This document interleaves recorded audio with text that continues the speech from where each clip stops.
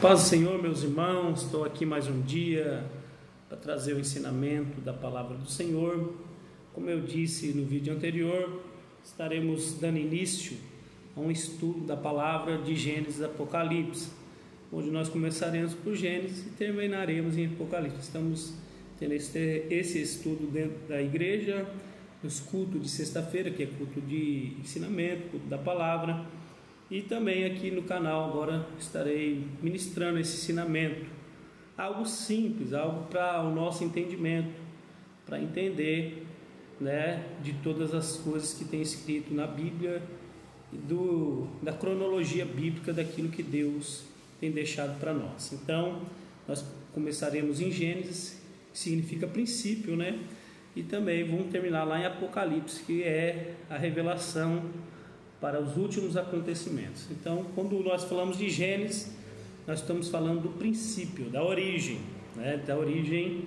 Quando nós falamos da origem, nós estamos falando da origem do universo, da origem do gênero humano, da origem do pecado, da origem da redenção também está ali registrado em Gênesis, já a redenção, a origem da vida em família, a origem também da corrupção da sociedade, das nações, das línguas diferentes, dos idiomas diferentes, e também sobre a nação que Deus escolheu, a nação de Israel, ou a nação hebraica. Então, quando nós falamos de Gênesis, nós falamos desse estudo, daquilo que nós vamos aprender no desenrolar da palavra do Senhor aqui em Gênesis. Capítulo 1, que nós vamos atentar, o capítulo 1 e 2, nós vamos ver Deus criando todas as coisas. Capítulo 1, o versículo de número 1, vai dizer assim: Deus criou os céus no plural e a terra. Céus por quê? Porque além de Deus ter criado esse céu, nós podemos ver, também ter criado o universo, que é o outro céu. Deus também criou o céu onde vive todas as criaturas celestiais. Então, quando o capítulo 1, verso 1 diz que Deus criou os céus e a terra, começa já o pontapé inicial. E vai dizer no capítulo de número verso 2 que a terra era sem forma e vazia. Então já havia criado algo que era sem forma, que era vazio, que era um abismo. E o Espírito de Deus pairava sobre a face do abismo. O capítulo 3, até o versículo 3 até o versículo 5, Deus vai falar da criação da luz. É a criação da luz, porque a treva já existia, que era o abismo, o lugar de escuridão, o lugar de trevas.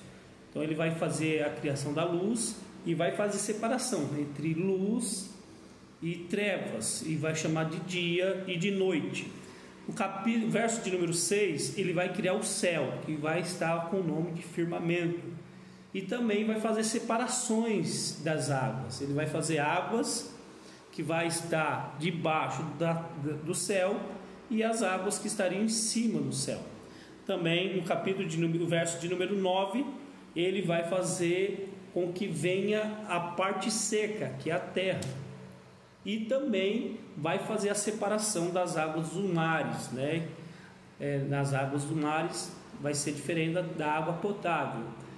E quando ele faz a terra seca, junto com a terra seca, ele já vai fazer a criação das ervas, das árvores frutíferas, nessa parte seca, que ele vai chamar de terra, e vai ser a criação do terceiro dia. O terceiro dia vai ser essa criação da parte da terra e da separação dos mares. No quarto dia, ele vai trazer a criação do sol, da lua e das estrelas. Para quê? Para diferenciar o sol, a luz, o sol que é a luz, a lua que vai clarear a noite. E nessa criação do sol e também da lua e das estrelas, ele vai fazer não só para fazer a separação entre dia e noite, ele vai fazer o sol, a lua e as estrelas também como um sinal de dias, de anos, de estações. Pode ver que antigamente o povo na antiguidade eles via muito pelas estrelas, pela posição do sol, posição da lua, quando seria o tempo da colheita, o tempo o tempo de plantar. Então ele vai fazer com que as luas, estrelas e o sol seja sinal entre dias, noite, também dias que vão passar, estações e anos. E isso vai ser a criação do quarto dia. No quinto dia, ele vai criar peixes e também vai criar aves no céu. Ele vai fazer a criação dos peixes que vai viver nas águas, e também a criação das aves do céu. Isso vai ser no quinto dia. No sexto dia vai ser a criação daquilo que é do animal e também do ser humano. Um animal, como nós falamos, um animal que vive sobre a terra, né? Seja um animal doméstico, selvagem, répteis, animais que vivem na terra. E junto, quando ele faz a criação dos animais, ele também vai criar o homem. E ele vai criar o homem à sua imagem e à sua semelhança. Para que ele vai criar o homem? Para que ele venha desfrutar da sua criação. E não só isso, para dominar sobre toda a sua criação e desfrutar daquilo que ele criou como mantimento, que são as ervas, que são as árvores frutíferas e tudo aquilo que ele vai poder comer ali, o que Deus tinha preparado para eles. Isso vai ser a criação do sexto dia.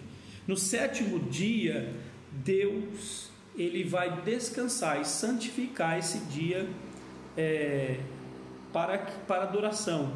Por que fala de descansar? Não é o descanso nosso, esse descanso de nós sentar numa cadeira, de nós ficarmos dormindo numa rede. Não é esse descanso. É descansar daquilo, depois de toda a criação que ele fez, ele se agradou, se alegrou e admirou a tudo aquilo que ele fez e colocou o ser humano. E nesse dia ele santifica. Quando nós falamos de santificação, é algo que separa-se, uma separação para que o nome de Deus fosse glorificado, para que ele fosse exaltado, para que o ser humano reconhecesse que tudo que ele criou é bom, que tudo que ele faz é bom, que tudo que ele forma é maravilhoso. Às vezes nós não entendemos quando Deus faz, quando Deus cria, quando Deus permite, mas a palavra diz que tudo coopera para o bem daqueles que amam o Senhor. Então no sétimo dia do capítulo 2 e o verso 1 ao 3 vai falar desse sétimo dia onde Deus santificou ali ao nome dele mesmo, para que nós hoje possamos entender que a vida não é só de trabalho, não é só de tentar conquistar coisas nessa terra, tentar viver dias de diversão, divertimento, de descanso literalmente, de deitar numa rede, de deitar numa cama, mas nós temos que sempre lembrar daquele que criou todas as coisas, santificar o nome dele, engrandecer o nome dele, ser grato por tudo que ele tem feito, porque Deus tem dado esse presente que se chama hoje, para que nós possamos viver, desfrutar com a nossa família e estar sempre diante de Deus. Quando nós falamos também do capítulo 2, no capítulo 2, a partir do verso de número 4, Deus vai falar, a palavra em Gênesis vai dizer por que Deus criou o homem, porque Deus criou o ser humano, né? E como ele criou, a partir do capítulo 4, ele vai dizer o porquê. Ele criou o homem para dominar, para lavrar, para estar em um lugar onde Deus ele vai colocar o ser humano para desfrutar. No verso 7 vai começar a formação do homem. Ele vai pegar do pó da terra, ele vai soprar em suas narinas, e ali vai entrar o Espírito, e aquele homem agora começa a ter uma consciência que se chama alma, que a palavra vai chamar de alma vivente, né? O verso de número 7. Então, quando nós falamos de alma vivente, nós falamos da consciência do ser humano. Quando nós falamos do fôlego de vida que vem da parte do Senhor, é o espírito, e o pó da terra é a carne. Então, por isso que na escola bíblica nós estamos até aprendendo sobre isso, né? Sobre corpo, alma e espírito, para que nós possamos entender que desde o início está gravado em nossos corações que isso que nós temos aqui é um corpo. Dentro de nós existe o espírito de fôlego de vida que vem somente de Deus. Só Ele pode dar vida, ninguém mais pode dar vida. E com esse espírito, junto dele, a alma, que é a nossa consciência, que é aquilo que há de ser salvo. É a nossa consciência, tudo aquilo que nós sentimos, pensamos, vivemos, isso será salvo. Para isso que Deus veio, para salvar a humanidade, a sua alma que estava perdida, mas Deus, Jesus Cristo, morrendo na cruz, salvou a minha alma e a tua alma. Quando no verso 7 ele faz do pó da terra a carne, o fôlego de vida, o sopro nas narinas do homem, o espírito de vida, e ali se torna a consciência, o homem consciente. Logo depois, no verso 8, ele vai formar um jardim no Éden, um lugar. Quando nós falamos do Éden, a palavra Éden, ela vem do hebraico, que alguns traduzem como deleite, prazer. Deleite, prazer. Então no Éden era um lugar de deleite e de prazer, e ali Deus forma um jardim, e nesse jardim vai haver 3 tipos de árvore. A primeira árvore que Deus vai plantar lá é a árvore para o mantimento do ser humano, para o mantimento de Adão e para o mantimento de Eva. Ali vai ser as árvores plantadas de frutas, daquilo que vai saciar a sua fome, e ele vai ter prazeres em se alimentar. Também nesse jardim vai ter a árvore do conhecimento do bem e do mal. É a árvore que Deus planta no meio do jardim. Naquele lugar estava aquela árvore do conhecimento do bem e do mal, ali simbolizando que tudo Deus deixou para nós, inclusive aquilo que muitas vezes nós falamos, mas Deus criou o mal. Não é que ele esteja criado o mal, ele criou tudo para a glória dele, mas a maldade está cravada no ser humano, ou no ser da sua criação, que nós vamos ver registrado na palavra desde o início.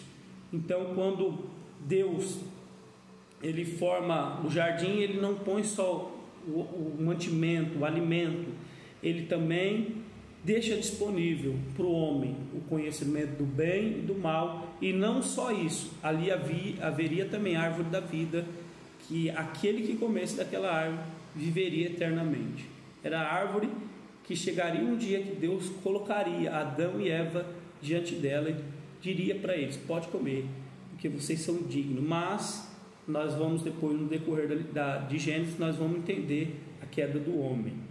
Também no verso de número 15, quando Deus forma o jardim, ele pega o homem e põe nesse jardim, para fim de quê? Para que o homem venha guardar essa preciosidade, para que o homem venha lavrar essa terra. Então tudo que Deus tem nos dado, tudo que Deus tem colocado diante de nós, é para lavrar, é para cuidar, é tudo que Deus colocou em nossas mãos, é maravilhoso. Então cuide muito bem do que Deus te deu, cuide da sua família, cuide daquilo que Deus te deu, seu carro, sua casa, lugar onde você está, as pessoas que você ama. Então Deus criou para o homem e colocou nesse jardim, no verso de número 15, para poder cuidar e lavrar do jardim. No verso de número 18, Deus vai criar a mulher.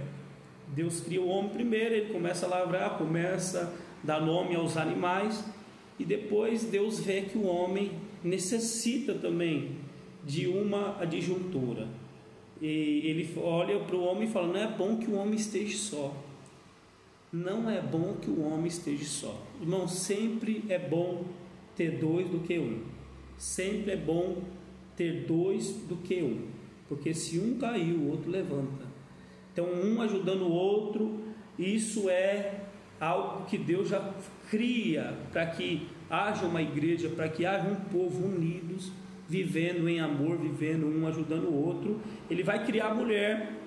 E como é que ele cria a mulher? Ele põe, no verso de número 21, ele põe Adão no profundo sono, e do sono que Adão está, ele vai lá, corta a sua carne, pega uma das suas costelas, e ele cria a mulher, diferente do homem, que foi formado do barro, né? Deus vai criar a mulher do próprio osso, da própria carne de Adão. E quando ele faz isso, no verso 23, né, que quando ele vê a mulher que Deus preparou para ele, ele agradece, e ele fala: agora é osso dos meus ossos e carne da minha carne, porque foi tomado dele. Ele fala: agora é minha, essa mulher que Deus criou para mim. E no verso 24 ele vai instituir o casamento, né? Quando nós falamos do verso 24, ele vai instituir casamento, quando diz assim: portanto, o homem deixará o teu pai e a tua mãe, e vai se unir à sua esposa, e serão ambos uma só carne. A instituição do casamento, ela não foi criada por igreja, por religião, por homens, mas foi instituída pelo próprio Deus. Por isso que o diabo, ele quer tanto destruir o casamento. Então, quando ele faz o homem, ele institui o casamento ali. Logo no jardim, já o primeiro casamento. Logo quando a mulher é criada, ela já é criada para viver com Adão, para viver uma vida em família. E o diabo não vai conseguir destruir famílias, porque o Senhor é aquele que guarda as famílias. O diabo faz de tudo para tentar tirar as famílias, para acabar com as famílias, mas eu profetizo que a sua família será abençoada. Também no verso 25, que é o final do capítulo 2, nós vamos ver que a inocência estava sobre o homem, que o homem era inocente, vivia nu, não tinha maldade, não tinha malícia, não tinha preconceito, não tinha arrogância, não tinha soberba, não tinha nada de mal na vida do homem. Tudo na vida do homem vinha daquilo que era puro. Por isso que o apóstolo Paulo vai dizer que tudo é puro para os que são puros, mas tudo é impuro para os que são impuros. E quando nós vemos também Paulo dizendo sobre o amor, ele vai dizer que o amor tudo sofre, tudo suporta. O amor é algo tão grandioso, que era aquilo que estava vivendo Adão e Eva no jardim do Éden, no jardim que Deus preparou para eles. Então está aqui capítulo 1 e 2 de Gênesis. Espero você no próximo ensinamento. Esse ficou um pouquinho comprido, mas eu prometo que eu vou tentar reduzir o mais possível para não ficar longo, mas nós vamos chegar até o final aprendendo da palavra de Deus. Deus abençoe a todos, tenha um ótimo dia, e que a mão do Senhor esteja sobre a tua vida.